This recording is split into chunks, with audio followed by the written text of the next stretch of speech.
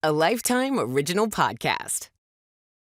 This episode covers topics that include murder and violence. Listener discretion is advised. On June 6th, 2011, two maintenance workers are called to an ice cream parlor in the Meidling district of Vienna, Austria, to deal with a broken water pipe. But when they arrive to shut it off, the cellar door is locked with a chain, and the owner of the ice cream parlor isn't around to unlock it, so they have no choice. They clamp bolt cutters around the chain and snap them off. The cellar is a small brick room, barely wide enough for two people to stand. Half of it is blocked by a freezer and a bunch of buckets filled with cement. There's a sour smell in the air. It's made even worse by all the air fresheners spread around the cellar. The plumbers open the freezer to find the source of the smell, but the bottom of the freezer is covered in cement too. Something freaky is going on. These plumbers want to get out of there as soon as possible, so they get to work on the pipes. But as soon as they do, they knock over one of the buckets, spilling its contents onto the floor. But this one is not filled with cement. It's the source of the stench, a severed human leg. And they come to a shocking realization. The other buckets aren't just cement. They're all filled with body parts. This isn't a cellar. It's a tomb. And once police get involved, all eyes turn to the woman running the ice cream parlor upstairs. Estibaliz Carranza. For a lot of little girls and boys out there, love and marriage are just baked into our concept of what it is to grow up. You're supposed to find a soulmate, have a family, maybe get a dog, a white picket fence, then you're set. But for some, that dream is a little bit more than just a hope. It's their entire life story. There is a well of deep rage inside her. It's a monster, if you will. Because for as long as she can remember, she's fantasized about killing her dad. And not like the regular way that teenagers are like, ugh, I'm going to kill my dad. In sort of real vibes way. Dark and scary. And in high school and college, this expands. And she starts to imagine herself killing her boyfriends. And as much as she tries to suppress these violent impulses that come into her mind, they just keep bubbling back up. It is a soda stream of violence. Wait a minute. I just have to take a break here. You would still set this person up with your friends? Well, it depends. Is it a friend that's wronged me? And I will say, just like a hot tip from someone who's in therapy, if you keep trying to suppress the feelings and not resolve them from the foundation of them, they're just going to come back and they're going to be harder than ever, right? But listen, she's incredibly still laser focused on having her own family. That is her dream. And once she becomes an adult, she has very little motivation to use her intelligence to get a decent job. She's just hyper fixated on finding love and having kids. And the longer she waits for this to happen, the more she feels those thoughts creeping back in. Yeah, they get worse. They get so bad that she finally does fall in love and she gets engaged to this man she meets in college, but she has to break it off because she can't stop thinking about murdering him. So she's fresh off a broken engagement because she can't stop thinking about killing the guy. And she's like, you know what will actually help? A change of scenery. You know, because doesn't that help anyone when they're having murderous thoughts? So her family has some connections to some folks in Europe, and they help her get a job. It's not an ideal job for her education, but in 2000, when she's 22 years old, she moves from Spain to Germany and becomes an au pair. And if you don't know what an au pair is, it's just a fancy name for a live-in nanny. So forget about me being an idiot for wanting to set her up with someone. Now she's going to look after someone's kids? Well, Great. In her defense, she hasn't been thinking about murdering children. She really loves children. What she was thinking about murdering is the potential husband, boyfriend she needs to have children. It's a big question mark for me. But here we are. Well, in case you were wondering, we talked about Esty being smart, and here's where we see that come into play. According to her, she becomes fluent in German in just 3 months, which is insanely fast. Or, as Esty might now say, so schnell. Do you know what that means, Carrie? I didn't do Duolingo, so no, I don't know what that means. What does that mean? Fast. Wow, I could have used context clues on that one, honestly. Germany is also where she meets a man named Holger Holz, a refrigerator salesman, 14 years older than her, and right away, they hit it off. And at first, he's incredibly romantic. He compliments her. He's very loving towards her. And he's not just looking for sex, this guy. He's looking for a wife. Marriage material. He is 14 years older than her, which might feel refreshing for Esty. You know, this is something that she wants to do in order to get her end goal, which is have kids. But a little bit about Holger Holtz is he's not a sex before marriage kind of guy. Well, his personal religious beliefs are really getting in the way of that. So after 2 or 3 weeks of dating, he's like, let's do this thing. Let's get married so we can expedite this hookup and I can stay good with God, please the Lord, please myself, please What could possibly go wrong? No, it's a triple win. It's an absolute stroke of genius in order to stop other kinds of stroking. Oops. You know, he's good. He's really onto something there. Do you think the Vatican knows of this guy? And listen, Esty isn't stupid, hence the multiple languages she knows. She knows that this isn't how love and marriage is supposed to go. But Holger is telling her that he wants to be with her, he wants to have kids with her, and with her intense drive to have children, she agrees. Sure, what the hell, let's get married after only 2 weeks of knowing one another. She would later describe this moment as a tragedy for her, and she says, quote, "He put the ring on my finger. I was crying inside. I knew I made a mistake." Esty girl, I gotta say, been there. And Esty and I were both right. So here we are. Once Holger and Esty had sex, everything changed. We are talking about Opposites Day has arrived. Instead of telling her how smart and beautiful she is, Esty says Holger starts telling her that she's ugly and that she needs to exercise more and change her appearance for him. So Esty, who is 22 years old, and she has this goal of wanting to have children, she tries to appease him. She claims that she dyes her hair. She starts wearing sexier clothing in order to help satisfy Holger and maybe seduce him. But none of it makes a difference. Holger won't even touch her. And to Esty, this means that there's no way she's going to get pregnant. Holger isn't going to give her the child she so desperately wants. And guess what? Those homicidal fantasies start to creep back in. Remember those ragey murder thoughts? Yeah, so I would venture a guess that Esty is having a much harder time suppressing them in this new situation. She's claiming Holger is mean, abusive, unwilling to give her any ground in the marriage that he sort of bullied her into to begin with. But she's still trying to make the marriage work.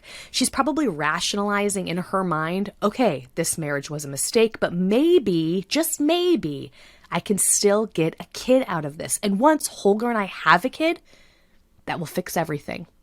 We all know that if your marriage is on the rocks, having a kid solves all of your problems. It's a tried and tested solution. Just a hot tip from us here. Oh, totally. I tried it. I'm testing it right now. I mean, look at me. I had 2. And no undue pressure whatsoever. I feel great. It's like a miracle. It's a balm, you know.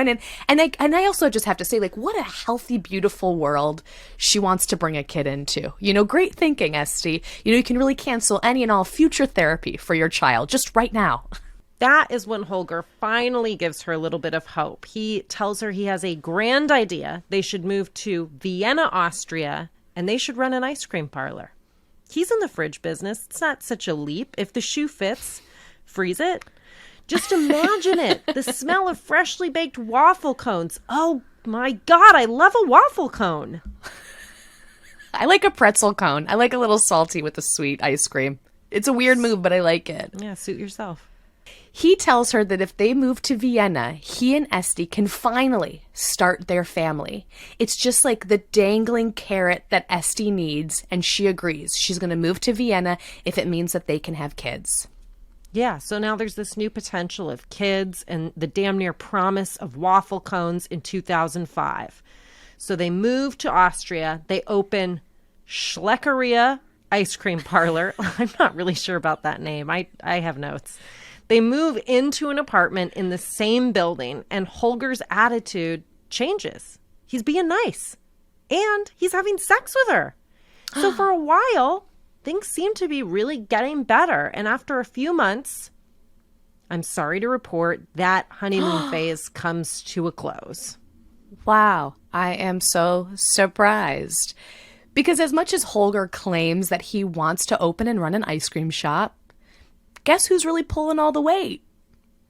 Esty. He ignores the business for the most part and leaves Esty to take care of everything. And she speaks like 10 languages, so an ice cream shop owner is like a perfect fit for her skill set. Well, she's at least keeping Holger's dream alive, although he really hasn't delivered on hers. Where are those kids, Holger? Why is she not pregnant yet? It's probably really challenging to own an ice cream shop and operate an ice cream shop when all you want is kids, because you know who the clientele mostly consists of? Kids. Yeah, that's gotta be tough. It becomes clear that Holger does not want to have kids with Esty. He doesn't even like her, let alone respect her. And he goes back to calling her ugly and stupid, and he completely ignores her to focus on his other hobbies, which includes searching the internet, playing with guns. This sounds like a pretty cool guy. Worst of all, to Esty, he stops having sex with her, and I'm no doctor, but I am fairly certain that demolishes their chances of having children. And this marriage devolves into just contention. Esty starts to hate Holger. She resents him for manipulating her and for betraying her trust. She fantasizes about killing him with his own guns. And the fantasies grow more and more frequent. She's a ticking time bomb. And any moment, she's gonna blow. Wow, so far, really cheery story, huh? We should probably let ice you cream all... is involved, so I'm sure people are happy. Ice cream, you scream, man. We should probably let you guys know that this is the story as Esty tells it. We don't know if gun-loving, ice cream-making Holger would dispute this version. So insert a large, like a huge grain of salt here and for the rest of the story. She also mentions that he gets really into Hare Krishna at the time when they move to Vienna, which is all about like removing pleasures, including sex, which also means no children. So there's like a lot of angles that he stops having sex with her. But I think what's most frustrating about this story is that this woman has her eyes set on one goal, and it drives her to make just really bad choices thus far in this story, right? It's like she marries this man after knowing him 2 or 3 weeks. And there's some red flags. Like if someone's like, let's get married in 2 or 3 weeks, that's a big red flag. Then she moves to another country. She isolates herself further. Let it be a lesson to everybody. Get a hobby. Make friends. Hell, make a podcast. It can truly be a great distraction when you're not dating. Just ask me. And this podcast, weirdly, about doing true crime, it's prevented me from having my own murderous thoughts. Or relationships. Or relationship. I think it's good to know. I don't have murderous thoughts, but I also don't have a relationship. And are those two related? Quinn, you can answer this. You're in a relationship, you're married, and you have 2 kids. Do you have murderous thoughts? No comment. Yes, because anything you say will be used against you in the court of law. In this podcast. I can't wait till they're like Exhibit A, episode 125. So after years of a loveless marriage with Holger Holtz, Esty realizes he's really not the one, and she really needs to change her situation. So one day, she's working at her ice cream parlor, and a refrigerator salesman by the name of Manfred Hinterberger walks through her doors and he starts to chat her up. He's 20 years older than her, but Esty can tell this guy's really interested in her, and she's here for it, you know? She loves Vienna sausage, especially if it's going to get her closer to those kids. So she and Manfred start having an affair. Obviously, she's happy to be having sex, but she doesn't want to just get knocked up and be on her way. She actually needs a man to stick around and raise this family with her. So she and Manfred start talking about getting married, having a family, but in order for any of that to happen, she has to get a divorce from Holger. So that's exactly what she does. She files for divorce and demands that Holger moves out of their apartment. He clearly doesn't care about her or the ice cream parlor, so he should just leave them both behind and let Esty move on with her life. Yeah, it doesn't go over that easily. Esty Wouldn't does that not. be nice if it went that? Wouldn't that be nice if it was like, okay, great, I'm out. No problem. No, it never is that easy. And Esty does not get to have her ice cream and eat it too. Instead, the court proceedings for this divorce are taking a really long time, way longer than she expected. And Holger is refusing to just move out of the apartment.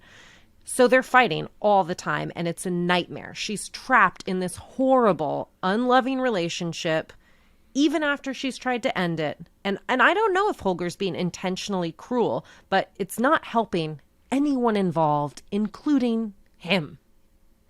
Meanwhile, Esty's new boyfriend, Manfred, is growing more and more impatient with the situation too. He's been waiting for this divorce to be settled for months. And you know what? He's 20 years her senior. He can't wait anymore. So he tells Esty that he wants to end it. And he runs off with another woman. What the hell, Manfred? So now, not only is Esty losing her husband and her boyfriend, her dreams of being a mother is just crumbling before her eyes. And as she sees it, it's all Holger's fault.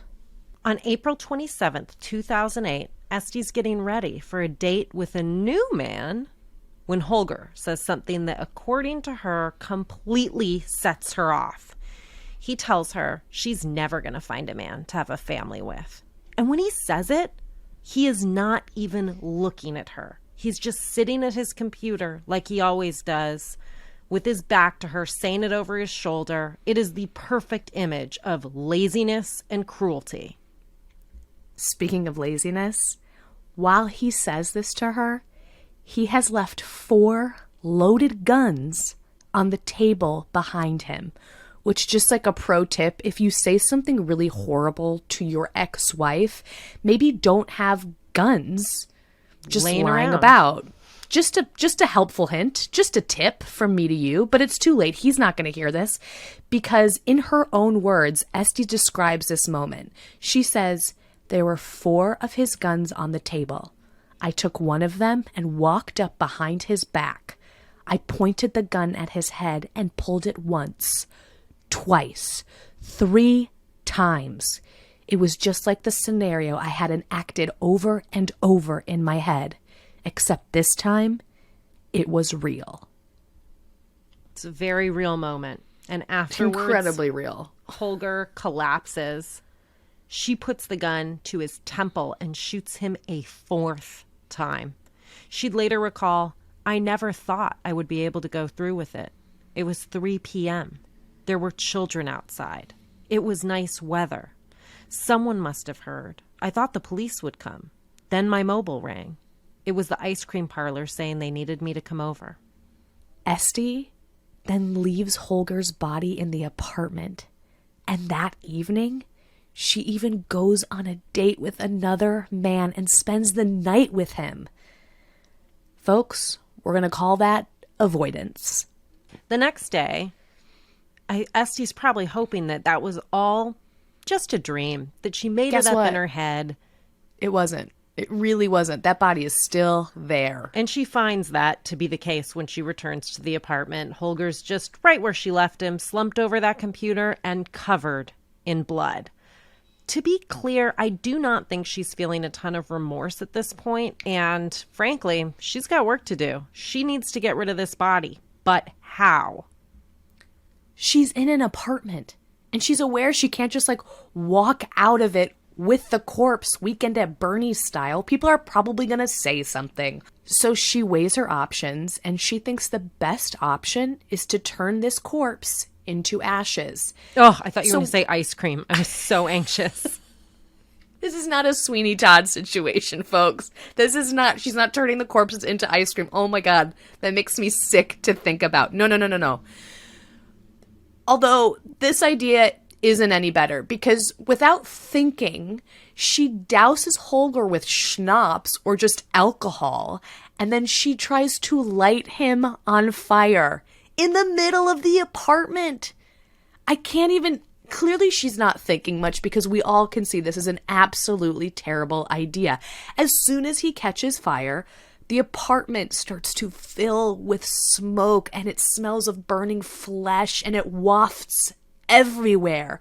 Fire alarms start to go off, and she quickly puts him out, afraid of what's going to happen. Yeah, this moment is wild to me. Just that no forethought whatsoever. Ignite this body and then be like, whoa, I feel like I'm going to burn down my apartment, and this actually smells terrible. Also, though, it does feel very on brand for me. I mean, her whole life has been one quick decision after another. Well, burning flesh is noticeable, and her neighbors call the fire brigade. When they arrive, Esty has to real quick styles come up with a good excuse to keep them out. And so she's trying to tell them, all that smoke, that smell, it's just fish. I burnt a fish. There is no need to come inside. This is a lot of smoke. I wonder what size fish she's meant to have been cooking. Strangely, the firefighters aren't totally convinced by this wild tale, but in a bizarre twist, they do eventually back down and leave. It's been said that Esty, she's got a way with men. After that setback, Esty has to reassess the situation, and she realizes that there's really only one way of getting Holger out of the building unnoticed, and that is in pieces. So she goes to her local hardware store, and she buys a chainsaw. The salesperson looks at her really strangely when she tells him that she wants to operate it herself, and he warns her that with one little slip, the blood could flow. And she thought to herself, wow, he doesn't really know how true that is. Ugh. She gets back to her apartment and revs up that chainsaw and begins the slow and gruesome process of dismembering Holger. She later described the moment of cutting him up by saying, I can say to anyone who has seen a horror film that the reality of cutting up a body with a chainsaw is far worse. She puts what's left of Holger into empty ice cream buckets. She covers them with lids, and she slowly brings them downstairs to go into the cellar. In fact, while she's on the street level, she actually has some passing strangers help her carry them down to the cellar. Gosh, her feminine wiles are just, frankly, impressive. She also apologizes to her neighbors for all of the noise. She tells them that she's just trying out a new ice cream machine. Wow, she really keeps getting away with this. I mean, no one is the wiser. I guess a bunch of people already knew that they were getting divorced, so when Holger's not around, no one's really batting an eye at that. And I think that there's like this nice young woman that speaks in maybe somewhat broken German that runs this cute ice cream parlor. You do not think she's going to be a murderer. But the truth is, she's just getting started. Kerry, I know that you are a self-professed Disney adult and musical theater How dare junkie. you? I went to school for musical theater. Okay, I don't want to trigger you by bringing up Sweeney Todd again, but I did want to say was really relieved that we weren't looking at Esty serving up hazelnut Holger to the neighborhood.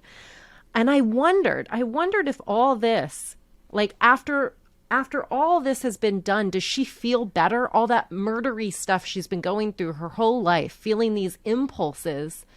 Does anything happen? Is there any peace once you've actually gone ahead and done it? I don't know. You calling me a Disney adult gave me murderous feelings for you, so let's see if me killing you would scratch that itch. I don't know. It feels a little bit like she does these things. She makes these big moves. She makes these rash decisions. She doesn't get punished right away. It feels like she has very selective memory. Like she just moves along with her life.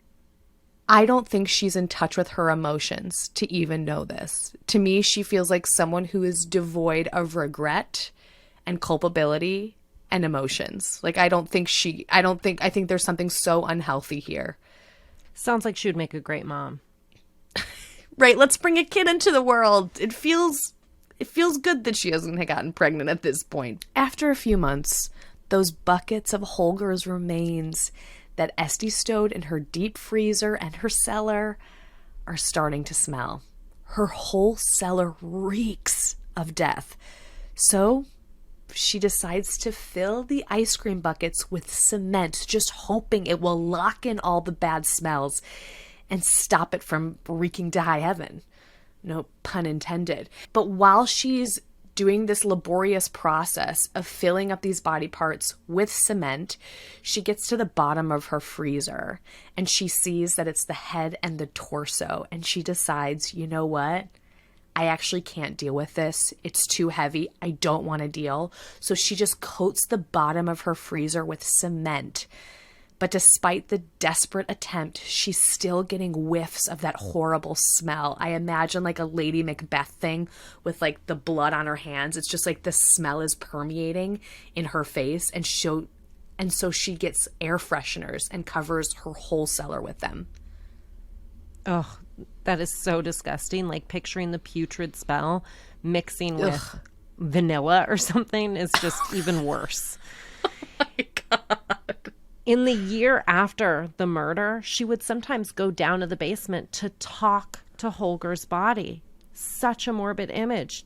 You know, they didn't get along that well in life. I'm not really sure why now he becomes her sort of deceased confidant. Therapist. Yeah.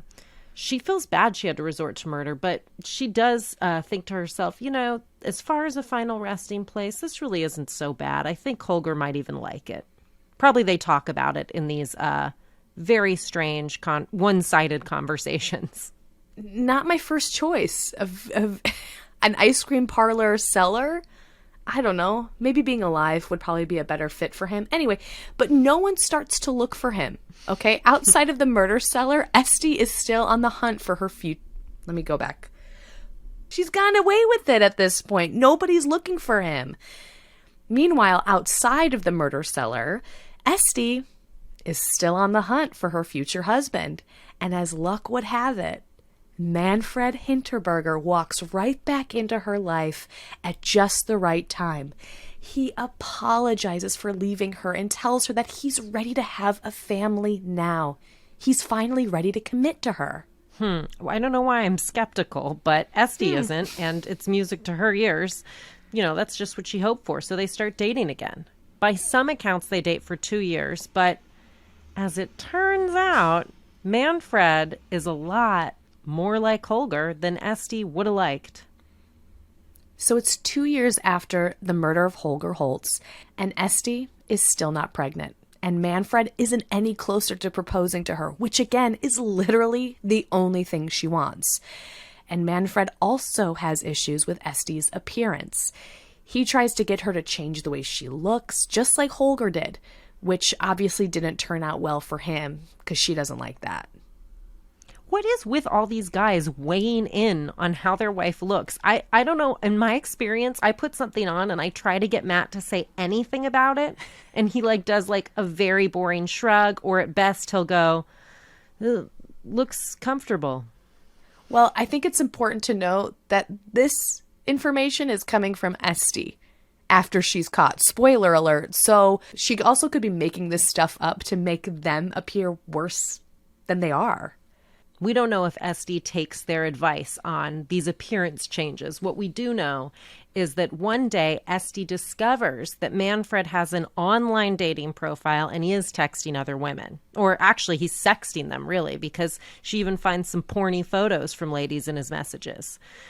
She's pretty mad. She's pretty sure he's having an affair. So, on November 21st, 2010, she goes to confront him. But he refuses to talk to her about it. He just rolls over in bed and goes to sleep. And then he starts to snore. And she loses it.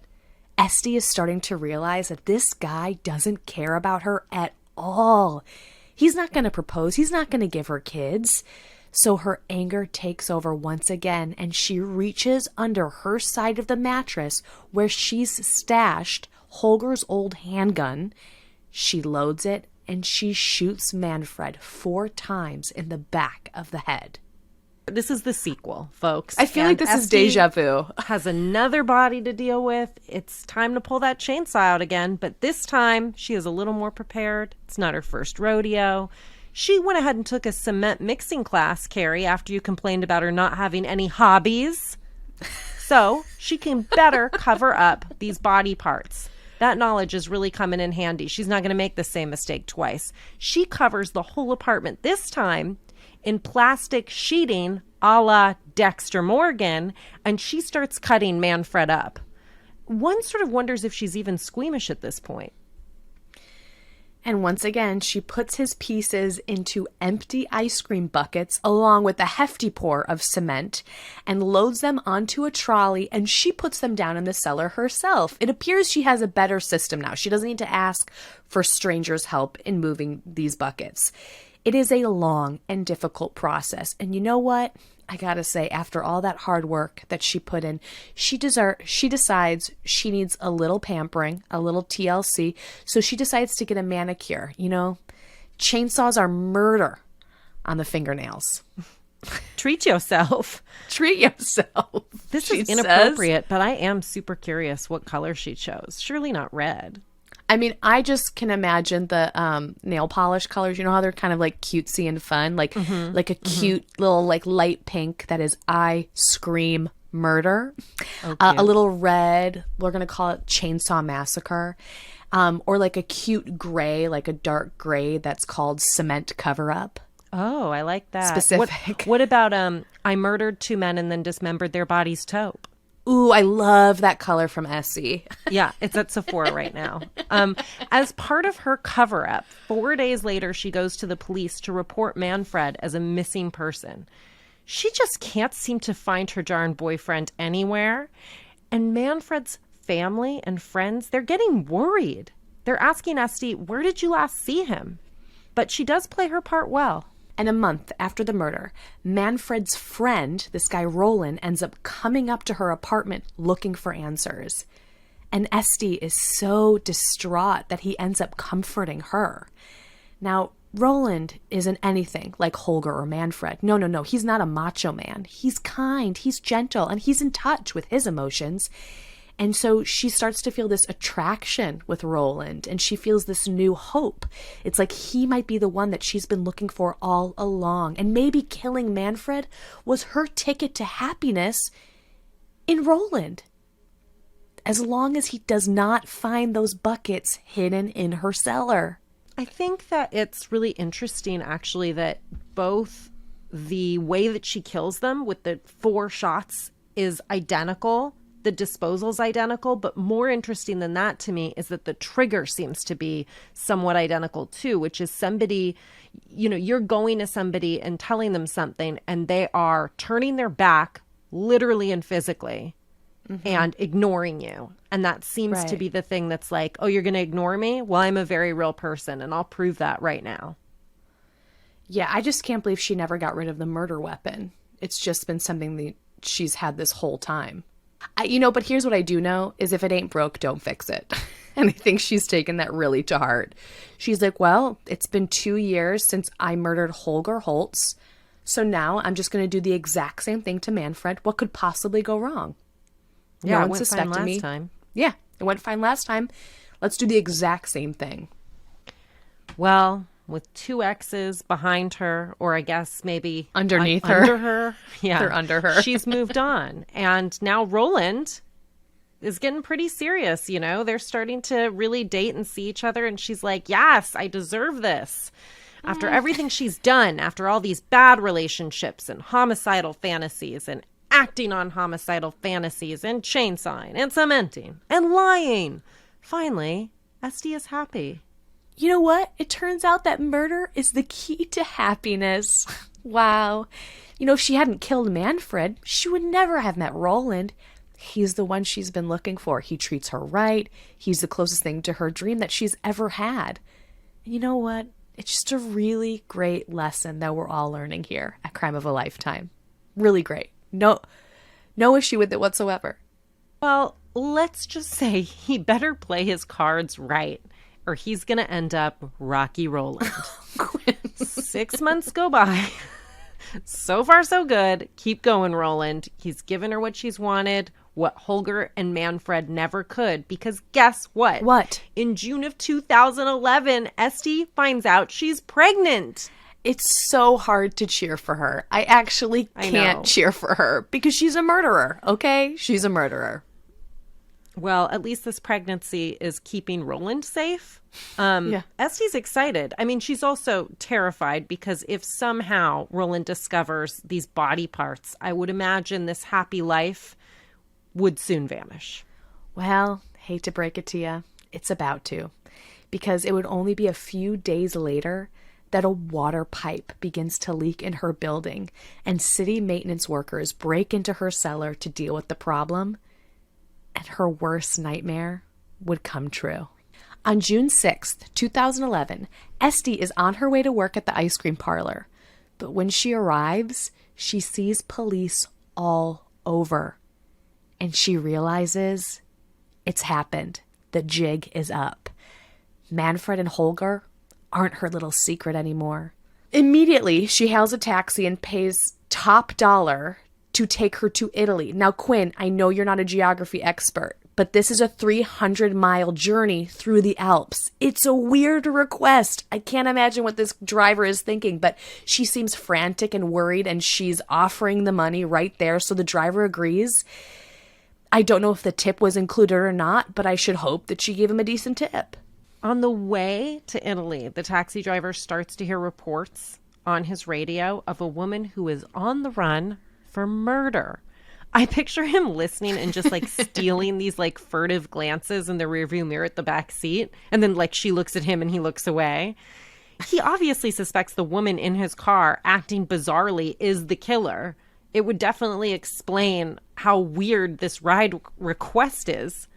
But he doesn't say anything. He's not trying to be next. He drops her off in Udine, Italy, just south of the border. And when he returns to Vienna and he feels safe again, that's when he reports it to the police.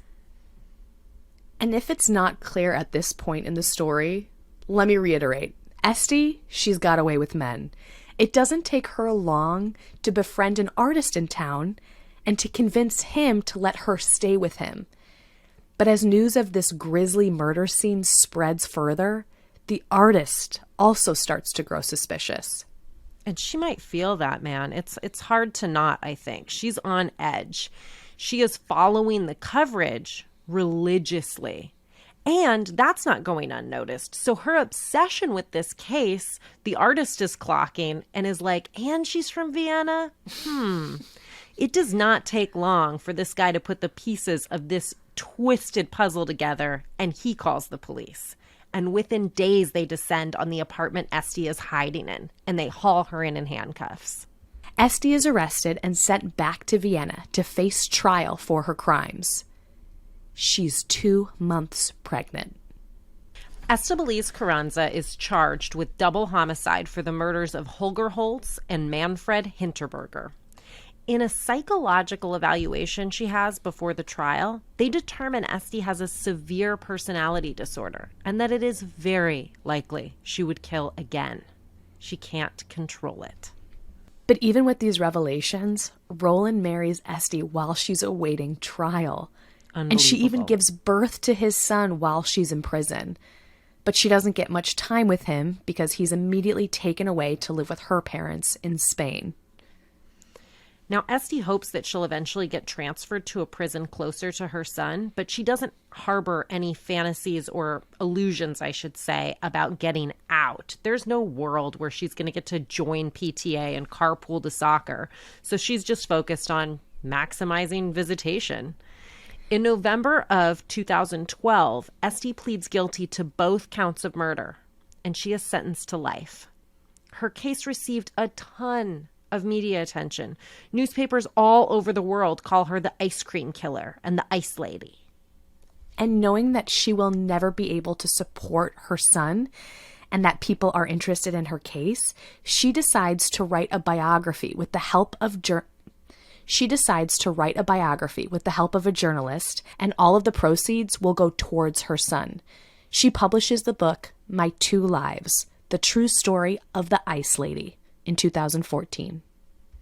And in her book, she refers to Holger and Manfred as monsters who turned her into a beast. But she admits that she does wish that she just left them instead of killing them. She says that now that she has a son of her own, she understands that she robbed two mothers of their sons, and she wishes she could change what happened. But she's not asking for a pardon or for understanding. It's unclear whether any of the proceeds from her book went to her son, but they certainly did not go to her. And to just put a button on this long and very disturbing story, in 2018, Esty's husband, Roland, files for divorce. So at least he's able to get out of there alive, or maybe move on from this in some way. Roland, look out. Roland. Change your name. Change your Luke. Get out of there. He did. He's like, I got it. He probably felt safer that she was behind bars, or maybe he just didn't believe that she did it. Yeah, I'm really surprised that it got as far as it did with the marriage and everything after he found out she'd done this and kept it from him. To his friend. And I wonder if her son, what their future holds, their relationship. Mm-hmm. And clearly that was what she wanted most in the whole wide world, and she sort of got it. Mm-hmm. But I don't imagine that their relationship will be a very simple one to navigate. I got to tell you that my takeaway from this story is normalized therapy, because I think it was really interesting that she talks about knowing from this really young age that she has these dark fantasies and dark thoughts. And it's a long time in that way. It's a long time in that regard before she acts out on any of them. So there was plenty of time, one would imagine, for her to talk to somebody about having these thoughts. And it makes me question the inevitability of all the violence that is to come. And if there was someone she could have talked to in a therapy setting that would have helped her keep these thoughts at bay, or keep them exactly that, just thoughts. Right. Something that I do think about in this case is just how every professional that interviewed her had said, this person will absolutely do it again. Mm-hmm. That it almost was inevitable from the beginning. And to your point, it's maybe it didn't have to be inevitable. Maybe if there was proper intervention, therapy. But I don't know, because if you don't have a conscience, can you build one? It's a really great question. I don't know. It feels like she doesn't have a conscience, even in her, when she admitted guilt in her trial, and she talked about how she really only understood what she did was wrong because she's become a mother of a son, and she took two sons away from their mothers, feels also so far removed and so selfish that she couldn't even imagine how bad the thing that she did was until it affected her, or she had sort of a touchstone to compare it to. Which right. just way to make it about you, Esty. Way to make it about you. You killed these two guys. Haven't you done enough? I also do want to say that I think is so interesting. She was put in jail in 2012, right? Mm-hmm. In 2017, she was actually moved to an all-male prison because she was considered too dangerous to be in the all-women's prison. That's bizarre. She's only killing men. It feels like they put her in the population more at risk. And I just have to say, with the timing, she gets transferred in 2017, and in 2018, that's when Roland divorces her. And some people theorize that she wanted to move to this all-male prison from get-go, from Jump Street, because that's where she knows she's going to be useful. She does have a way around men. I just think it's interesting that it's a year after that move that Roland divorces her. We don't know anything else. This is only speculation, but I do find the timing really suspicious. I think she's looking for her next target. I do. For murder or for fatherhood? Yes. Or both? Yes. Yes, is the answer. We used many sources in our research for today's episode. Among the most helpful were the following: an article from the BBC entitled Ice Cream Killer Carranza, Publishing Memoirs by Bethany Bell, and an article from Spiky TV entitled What Has Happened to Estibaliz Esty Carranza by Stephen Gibbs. If you'd like to learn more about this story, check them out.